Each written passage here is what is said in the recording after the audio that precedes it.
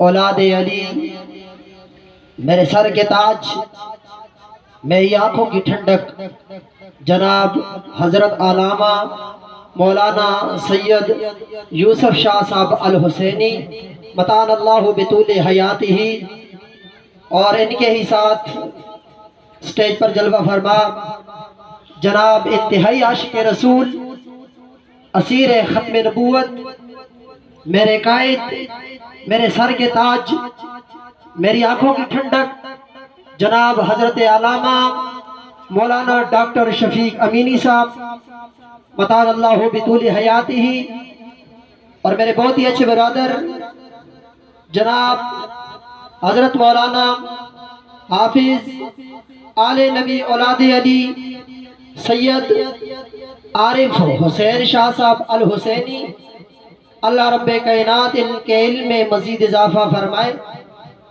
حضرات، سب سے پہلے میں ساؤنڈ والے بھائی سے گزارش کرتا ہوں تھوڑی سی اس کی آواز کھولے، طبیعت میری ٹھیک نہیں ہے۔ میں آپ لوگوں کی توجہ چاہوں گا جناب، میں لمبی چوڑی بات کروں گا نہیں، مختصر سی بات کرتا ہوں۔ اگر آپ کو میری بات سمجھ آئے، او آخر تک جتنے سنی مسلمان بیٹھے ہو ہاتھ بلند کر کے سبحان اللہ کہہ دینا۔ میں بڑے پیار کا جملہ کہنے لگا ہوں۔ سب سے پہلے میں اپنے پٹھان بھائیوں کا ذوق چیک کروں گا۔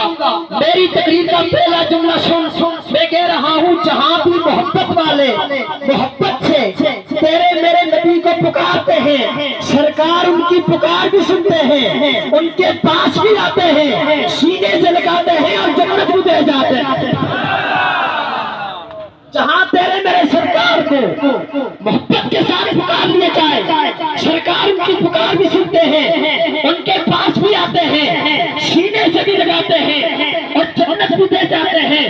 میرے پٹھان سنی مسلمانوں، جہاں تک میری آواز پہنچتی جائے اپنے اپنے ہاتھ بلند کر کر جھومتے جاؤ اور سبحان اللہ کہتے جاؤ۔ میں عرض کر رہا تھا جہاں بھی محبت والے پیار سے تیرے میرے نبی کو پکارتے ہیں، سرکار ان کی پکار بھی سنتے ہیں، ان کے پاس بھی آتے ہیں، سینے سے لگاتے ہیں اور جنت بھی دے جاتے ہیں۔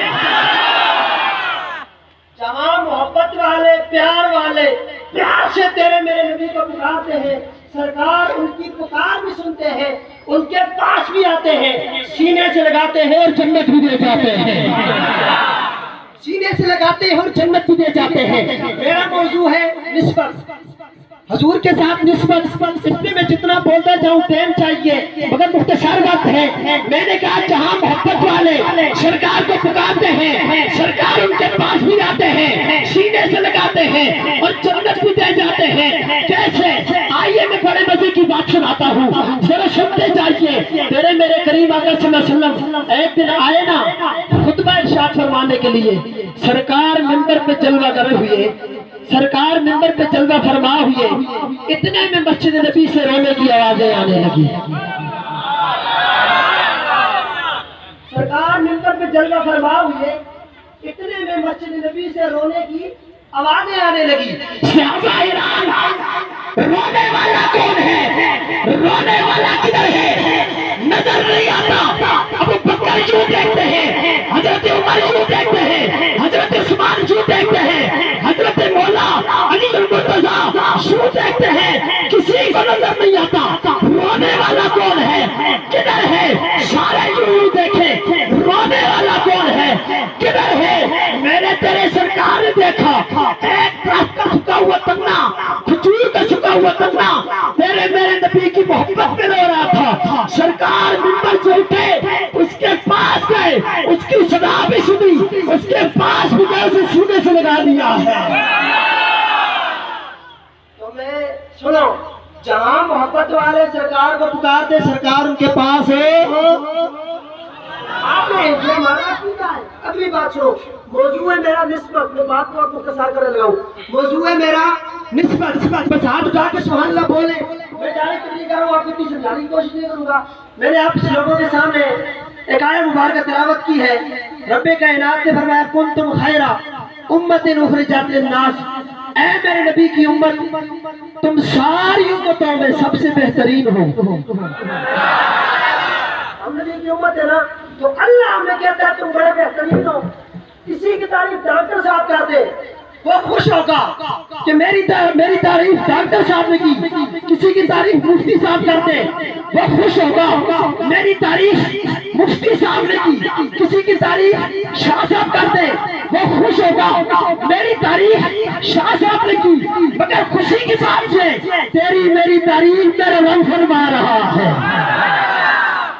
تیری میری تعریف میرا رب فرما رہا ہے کیا؟ اے نبی کی امت تم ساری امتوں میں سب سے بہترین ہو۔ تھوڑا سا غور کریں، رب فرماتے تم کیا ہو؟ سب سے بہترین ہو، سب سے اچھے ہو، سب سے بہتر ہو۔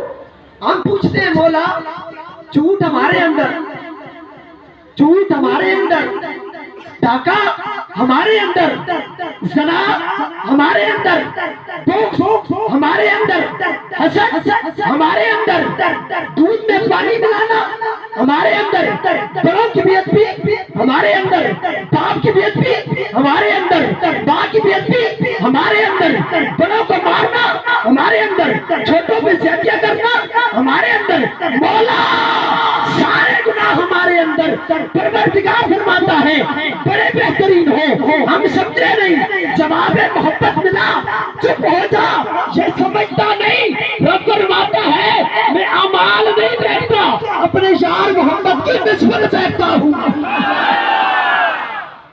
چپ ہو جا، اعمال نہیں دیکھتا، جب دیکھنے پہ آؤں تو اپنے یار محمد کی نسبت دیکھتا ہوں، اپنے یار کی نسبت دیکھتا ہوں، تو سرکار کی نسبت کی وجہ سے اللہ نے تیرے میری تعریف کی ہے، رب فرماتا ہے بڑے بہترین ہو، بڑے اچھے ہو، بڑے اچھے ہو، یا اللہ خوشی کی بات، جس نبی کے صدقے ہمیں عزتیں ملے، جس نبی کے صدقے ہمیں مقام ملے، جس نبی کے صدقے ہمیں مرتبہ ملے، تو اس نبی کا میلاد نہ منائے تو اور کیا کریں؟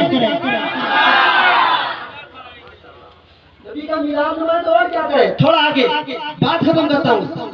آپ نے سنا بھی ہوگا، پڑھا بھی ہوگا، دو پہاڑوں کا تذکرہ ملتا ہے کتابوں میں، ایک پہاڑ جو آج کے لیے گئے ان کو پتا ہوگا جبل احد، نام سنا ہے جبل احد، پہاڑ کا نام ہے جبل احد، ایک اور پہاڑ اس کا نام ہے جبل ایر، جبل ایر، دو بڑے پہاڑ، سنیو بات سنو، مجھے پتا ہے میری زبان سمجھ نہیں آتی مگر محبت والے بولتے جاؤ، میں کہہ رہا ہوں دو پہاڑ، ایک کا نام جبل ایر، ایک کا نام جبل احد، تیرے میرے سرکار نے فرمایا اے میرے صحابہ یہ دو پہاڑ نظر آ رہے ہیں؟ جی یا رسول اللہ بالکل، فرمایا یہ جبل ایر پہاڑ جہنم میں جائے گا، یا رسول اللہ ٹھیک ہے، فرمایا یہ جبل احد پہاڑ یہ جنت میں جائے گا، یا رسول اللہ ٹھیک ہے، سوال ہوا، بولا دونوں پہاڑ ماتا دونوں گئے، سجدے دونوں کیے، دونوں پتھر دونوں مدینے میں، اللہ ایک جنتی کیوں ایک جہنمی کیوں؟ سوال ہو گیا، مولا دونوں پہاڑ پتھر ہے، ماتا دونوں گئے، سجدے دونوں کیے، دونوں مدینے میں، اللہ ایک جنتی دوسرا جہنمی، جواب کملی والے آقا نے دے دیا، فرمایا جبل ایر ہم سے نفرت کرتا ہے اس وجہ سے جنت جائے گا، جبل احد ہم سے پیار کرتا ہے اس وجہ سے جنت جائے گا۔ کیا ہے جی؟ پہاڑ، بولو پہاڑ، فرمایا جبل احد جنتی، جبل ایر جہنمی۔ اچھا ایک بات سنیں، یہ جناب پتھر ہے، یا یہ موبائل لے رہے، چلو یہ موبائل ہے، اس کو آپ جا کے فریج میں رکھ دیں اور کہیں یار فریج ٹھنڈا ہے، گرمی زیادہ ہے، موبائل کو ٹھنڈی جگہ پہ رکھنے سے کچھ فائدہ ہوگا؟ نہیں ہوتا ہے نا، پتھر ہے، پتھر کو جا کر فریج میں رکھیں اور یہ کہیں کہ یہ ٹھنڈا ہو جائے، پتھر کو کچھ فائدہ ہوگا؟ نہیں۔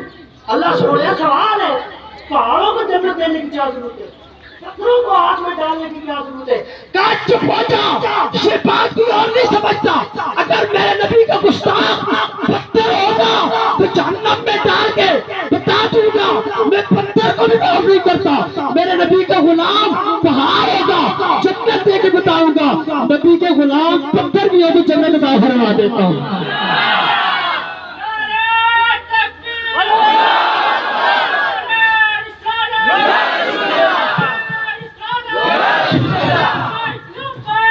لبیک لبیک لبیک یا رسول اللہ، لبیک